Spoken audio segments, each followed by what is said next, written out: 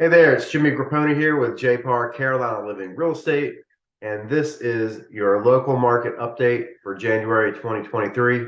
We're going to be looking at data from the Canopy Multiple Listing Service, and that's the Charlotte Region Multiple or the Canopy Realtor Association, and that's the Charlotte Region's Multiple Listing Service.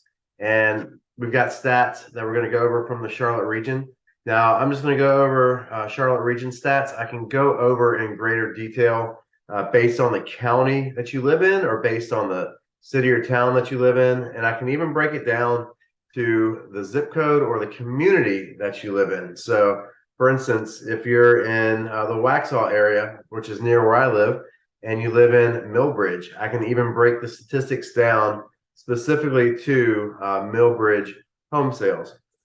So what we're looking at right now, we're looking at a change year over year between what was happening in the market in January of 2022 compared to January of 2023. And the reason we look at year over year statistics is because we can see trends that way. Sometimes just from the previous month to the current month, we look at those trends as well to see what's happening, but we can kind of project what's going to happen for the year 2023 when we look back at what happened in 2022. So first off, new listings from last year to this year are in January, we're actually down 20%. We had 3,979 new listings in January of 2022, and we had 3,184 listings in January of 2023. Pending sales were also down by about 12%. And closed sales were down 37.9%. So in January of 2022, there were 3,640 sales, closed sales in the Charlotte region. And in January 2023, there were 2,261 sales. Now, one thing that typically happens in the winter is sales are usually down from the summer, from the spring and the summer, and even compared to the fall. The winter is usually the slowest part, especially December and January. Now, when we get into February, is when we often start to see more activity. And I think we'll see on the February report and definitely on the March report, we'll start to see that there has been an uptick in activity recently. But Canopy actually releases the report based on the previous month. So we'll have the February numbers later on in March. Now, the median sales price from January of 2022 to January 2023 was up 7.2%. And this is something that's really interesting because in the past 2 years, we were seeing year over year price increases in the neighborhood of 20% year over year. So from January of 2020 to January of 2021, and then from 2021 to 2022, we were seeing these big, really big increases. And it really started, so maybe not from January, but it really started in after the pandemic started. So the pandemic really began and started to impact the real estate market around March or really April. In March and April of 2020 is when it started to have an impact. That's when Mecklenburg County, for instance, really restricted showing activity. And so we weren't able to get out and show houses. Buyers weren't able to see houses lots of times. And it really kind of slowed things down initially. And then when some of the restrictions began to be lifted, May, June, July of 2020, that's when all of a sudden, and we had really low interest rates, buyers were just out like crazy. But the sellers weren't quite comfortable enough to bring people into their house, but buyers were ready to go out and buy houses. That's when we really started seeing the big, all the competition over homes and the big run up in home values. So that's something that's changed now. We're starting to return to more of what I would call, quote unquote, a normal market. You know, we don't have the super low interest rates that we had. You know, at one point, interest rates were down in the twos, you know, 2.5%, 2 3/4. Even in the threes and the fours was a really good interest rate. Now, What really kind of pumped the brakes on everything was in, I think it was around August, September of 2022 is when the interest rates finally ticked up over 6%. They were going up all year last year. And when they finally got over 6%, buyers really slowed down. It took a little while for buyers to kind of adjust and acclimate to this environment with interest rates that were over 6%. And then in November of 2022, we actually saw for the first time in 2 decades, we saw mortgage interest rates over 7%, and that really slowed things down. We finally got a little bit of relief around the middle of November when the consumer price index reports came out and showed that the measures against inflation were starting to gain some traction, and interest rates fell down to 6.6. And we've even gotten to where the average 30-year fix in recent weeks, it's dipped under 6%. I think right now it's slightly back up above 6%. But buyers and sellers I'm working with, I'm seeing pre-approval letters right now. I've seen a lot of them that are in the fives. Like I've seen some 5.6, 5.7% interest rate on pre-approval letters. So just because you see in the news or what you're reading, or even if you go to some of the online sites, Mortgage News Daily is a great resource to tell you what the average 30-year fix is. That doesn't necessarily mean that that's what your rate is going to be. It's not necessarily going to be as high. So anyway, back to the statistics. The median sales price was up 7.2% year over year, and the average sales price was up 6.2%. So from 392,989, so essentially $393,000 was the average sales price in January of 2022, and in January 2023 it was $417,430. Now here is a very interesting stat as well. The percent of the original list price that was received. So in January of 2022, on average, people were still receiving more than what they're asking for in the price of a home, 100.1%. In January of 2023, people were receiving 94.5% of what they were asking. That means they were receiving 5.6% less. They were receiving 5.5% less than what they were actually asking for. So let's say that if the average sales price was 417,430, let's see, let's multiply that times 1.055. If I'm doing the math correctly, that means that the house on average, the average house that was selling in Charlotte was probably listed for around $440,000, and then it was closing just north of $417,000. So on average, sellers went from getting more than they were asking to getting about $23,000 less than their asking price on homes. Now, what does this mean? Does this mean that home values are going down? Well, no, not exactly. Because remember, if you look at the average sales price, it went up 6.2% from January of last year to January of this year. Now, have home prices gone down from the peak of what they were probably late summer of 2022? Yes, I'd say a little bit, but it's not a big drop, and it's still an increase over what we had last year. And I think as the year goes on, that curve might continue to flatten out a little bit. And what I mean by that is when we look at month over month home prices, when we go to March of 2022 versus 23, June of 2022 versus 2023. And as we look throughout the year, I think that we're going to see either single digit, home value increases, or we may even see very, very flat, like zero, very little change in some areas. Now, this is for the entire Charlotte region that I'm talking about. So I'm not digging in to specific counties or specific zip codes or communities here. But I think we're going to see home values be relatively flat to between flat to single digit increases in home value. And there'll be some places where home values actually go down a little bit, probably single digit decreases as well. That does not mean that we're in a, even if home values went down 5-10%, that does not define being in a housing market crash.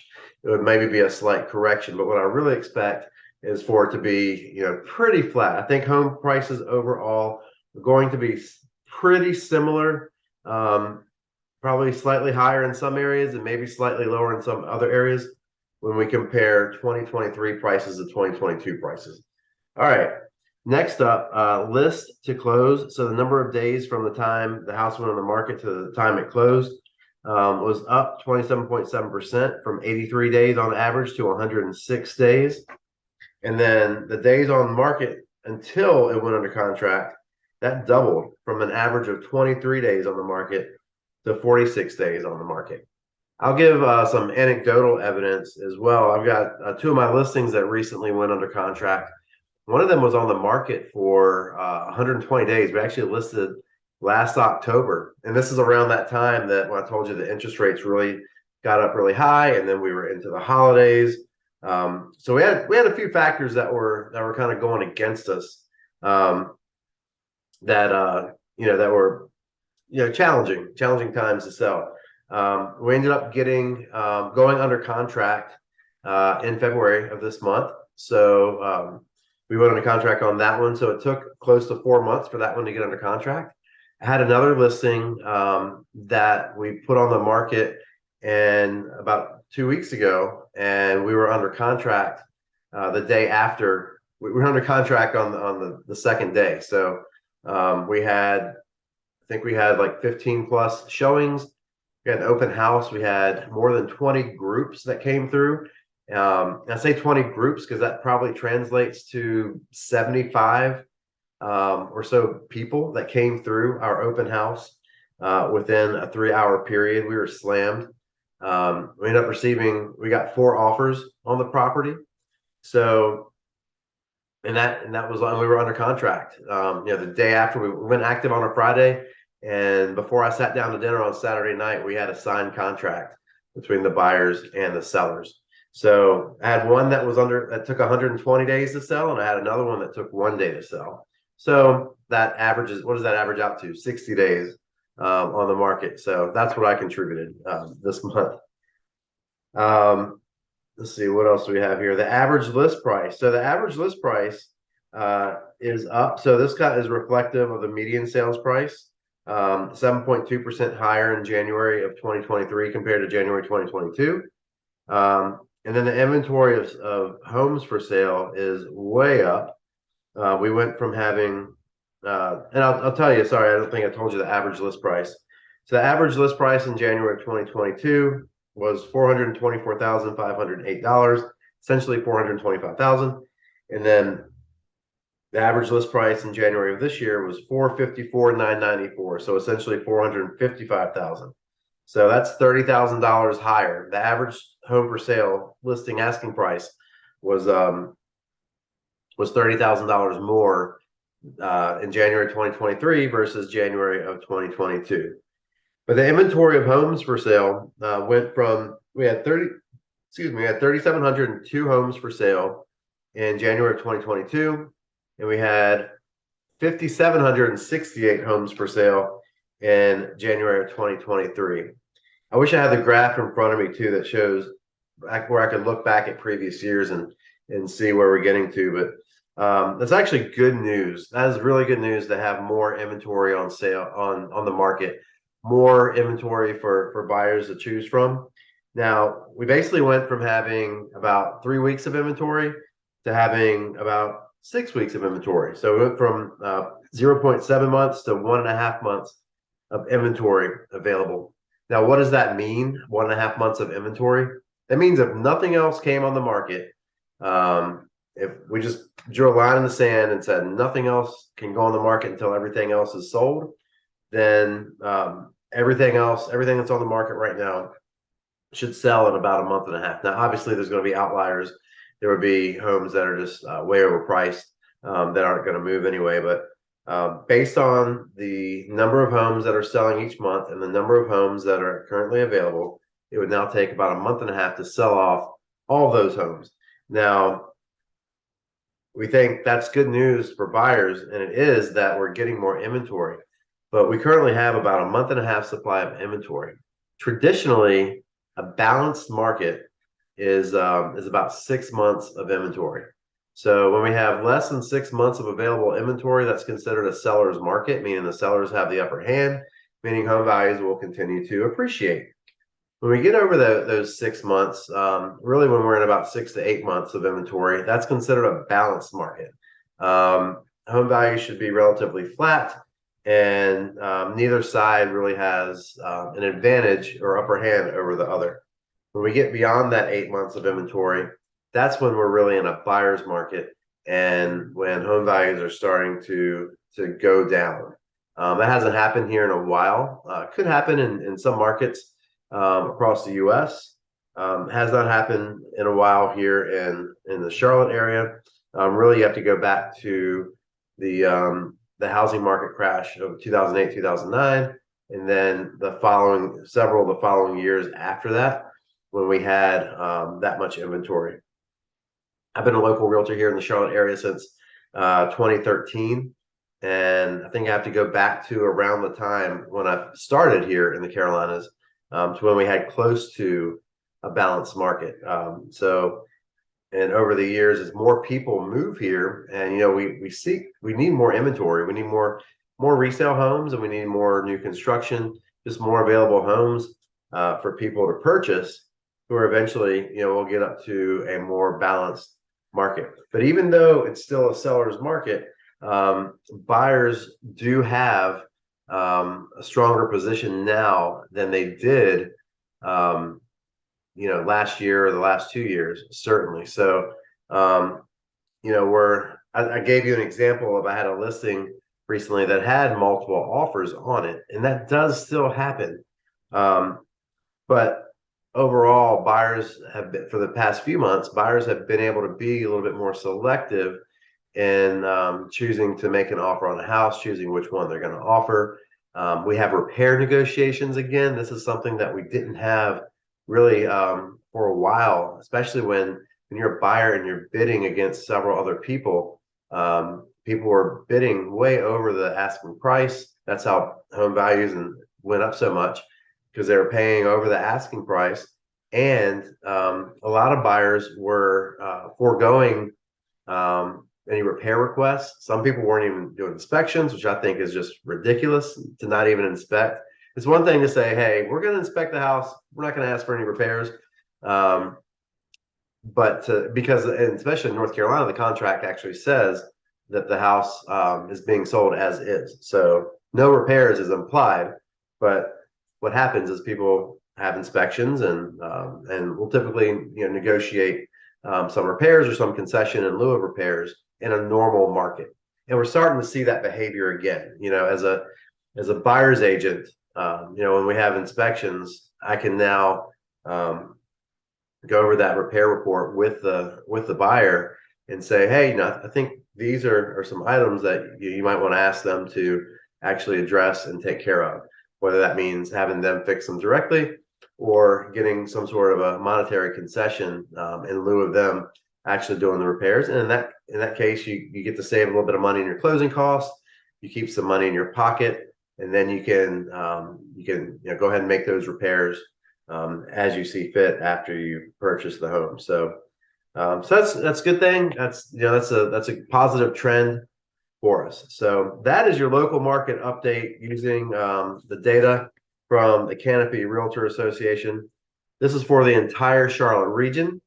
This includes Alexander, Anson, Cabarrus, Catawba, Cleveland, Gaston, Iredell, Lincoln, Mecklenburg, Rowan, Stanley, and Union counties in North Carolina, and Chester, Chesterfield, Lancaster, and York counties in South Carolina. Those are the counties I think that's 16 counties that comprise the Charlotte region for real estate for Canopy Realtor Association.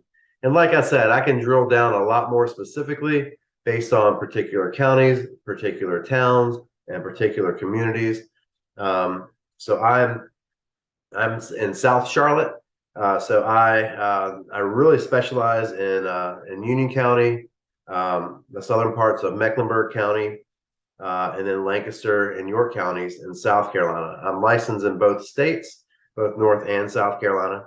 The great thing is our firm, J. Park Carolina Living Real Estate, we have agents throughout the Charlotte region. We also have agents in the mountains that serve the mountains, the foothills, and also in the Asheville area. We have clients and we have agents in the Triad as well, in the Raleigh area. So if you have any real estate need really anywhere in the Carolinas, let me know. I can help you out, whether that's me helping you out directly in the areas that I focus on and that I specialize in, or whether that means me connecting you with an agent that specializes in those other areas around the Carolinas. Let me know. I can do that. I can help you out either way. Thanks so much for watching this video. I hope this update was helpful for you. I hope it was beneficial. And if you have any questions at all about the Charlotte area real estate market, please let me know. You can contact me directly by phone at 704-313-8514. Yes, it is me. Yes, I will be the one that's picking up the phone. I'm not sending you to some call service. So you can contact me directly. I do specialize in residential homes, residential home sales. So when I'm working with sellers, that means listing your home for sale. Means all the prep work that we do. We'll do staging consultations. We'll get professional photography and videography. We'll throw out the whole gamut. We'll make your house. We'll make sure that your house presents and shows in its finest condition to be attractive to the most numbers of people. We'll look at comparable sales, and we'll look at data like I'm talking about today. We'll look at data, but we're going to look at hyper-local data for your area. And we're going to look at that, and we're going to compare it to what your house has to offer. We're going to compare it to what has sold recently and what's on the market, meaning what is the competition. So we're going to do that, and we're going to determine a price, an asking price for your home. Then we're gonna market this home big time. So we're going to make sure it's going to go into MLS. It's going to look great. Going to have all the professional photos and everything you need. It's going to then be syndicated to all the big sites, your Zillows, your Realtor.coms, your Redfins, pretty much anybody that has a real estate site that's a member of Canopy MLS. They're all going to get that listing so that people can find it there as well. But we're also going to do a lot more local marketing. We're going to do social media marketing, website marketing, video marketing. Focused marketing on your community and surrounding communities. We do mega open houses, so we really attract a lot of people and create a lot of excitement around your home. So there's just so much that we'll do to help you get your home sold, hopefully to get your home sold quickly and for top price. And then if you're a home buyer, I work with home buyers who are purchasing both resale and new construction homes. So there's a misconception with a lot of people that if you're buying a new construction home, people think, oh, I don't need a realtor. They have a realtor or a salesperson there who can help me. And that is true. There is a salesperson that's at the new construction homes as well. Just as an example, let's say you're buying a home that's built by Lennar. Lennar is a really big builder. They build a nice home. I know lots of people who live in Lennar homes. And I know lots of the salespeople with Lennar Homes, and they're great people, and they're looking out. They want to make sure that you have a wonderful experience when you purchase the home, 100%. However, just keep in mind they work for the builder, so their primary obligation is to their employer, the builder. Whereas if you have a licensed realtor, a licensed real estate agent that is working on your behalf, they are looking out for your best interest. So when I work with someone who's buying a new construction home, I am negotiating with the builder's agent. I am staying on top of things, making sure that everything is going along according to schedule. And I'm really helping guide the process and navigate you through the home buying process. So there's actually even more, oftentimes, there's actually more that goes into what I do when I work with someone buying a new construction home versus when I work with someone buying a resale home. So don't knock it. You know, if you're buying a new construction home, I'd highly still recommend working with a licensed professional realtor. And don't work with someone who's just going to show up to collect the check, because there are people out there who might say, "Hey, you know, I'll just let me get on the contract," and they don't do anything. Um, then you have agents like myself who will actually be involved in the building process, no matter where your home is along the process when you get involved. So I've worked with new construction home buyers who are buying homes where it's just dirt on the ground right now, hasn't even started. I've worked with people buying where the home is already framed up, it's already started, but it's not yet completed being built. And I've worked with people buying new construction homes that are already completed, already built, and already ready to be moved in. And there's different approaches depending on the stage of the home, the new construction home. And then with resale, obviously you want to work with an agent, because that other realtor is going to have an agent as well. So you're going to want somebody that's negotiating on your behalf. So thanks so much again for watching. Be sure to subscribe to the YouTube channel, youtube.com/thecltlife. Look out for our new website, thecltlife.com. That's coming soon in early March. We've got a lot of great content that's going to be on there. Not all real estate related. So it's a lifestyle channel. It's about living in Charlotte. We highlight local businesses, different things to do, neighborhoods, things to see and experience throughout the Charlotte area. And we do have some real estate content and some podcasts that are on there as well. So thanks so much for watching, and we'll see you on a future video. Take care.